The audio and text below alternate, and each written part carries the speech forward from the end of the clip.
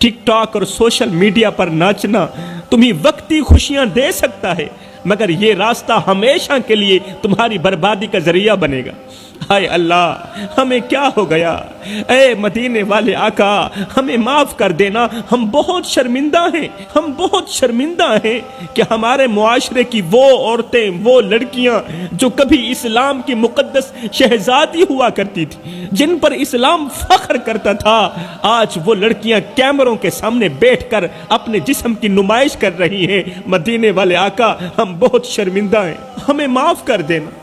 आज मेरी कौम की बेटी अपने ही हाथों अपनी इज्जत को पामाल कर रही है, क्योंकि वो इस काम को तरक्की समझ बैठी है, नाचने को तरक्की समझ बैठी है, नाचने को रवाज समझ बैठी है। इसलिए तो उसने हया के ताज को उतार कर फेंक दिया है। वो ताज जिसे इस्लाम ने इसकी पहचान बनाया था, इसने उस ताज की धज्जियां उड़ा के रख दी। टिक टॉक और सोशल मीडिया पर बैठकर नाचने वालियों, क्या तुम्हें फिरौन की बीवी आसिया याद नहीं है, जो एक जालिम बादशाह के महल में रहती थी? जालिम बादशाह के महल में रहते हुए भी ईमान की हिफाजत कर गई, फिरौन के घर में रहते हुए भी अपनी ईमान की हिफाजत कर गई, और अल्लाह ने उसे जन्नत में आला मकाम दिया। मतलब ये हुआ, फिरौन हो, फिरौन की बीवी हो, अगर वो ईमान की हिफाजत करे तो अल्लाह ताला उसे जन्नत में आला मकाम देता है। लेकिन दूसरी तरफ नूह अलैहिस्सलाम की बीवी थी। नूह अलैहिस्सलाम अल्लाह ताला के नबी थे। नूह की बीवी थी, जो एक नबी की बीवी होने के बावजूद भी, नबी की घर वाली होने के बावजूद भी नाफरमानी और कुफर की वजह से अल्लाह की गिरफ्त में आ गई।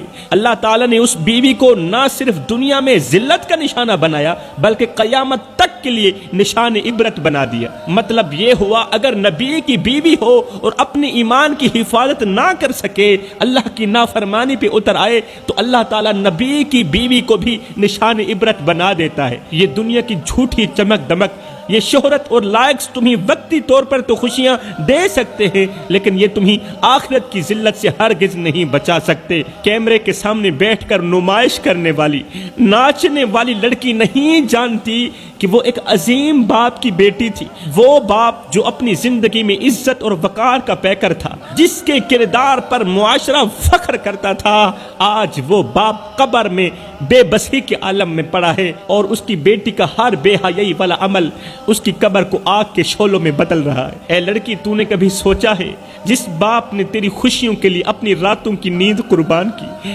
अपनी आखिरी सांसों तक तेरी इज्जत के ख्वाब देखे, तेरी इज्जत की हिफाजत के ख्वाब देखे, आज वो तेरे अमाल की वजह से अजाब की दहकती हुई कब्र में अकेला पड़ा होगा।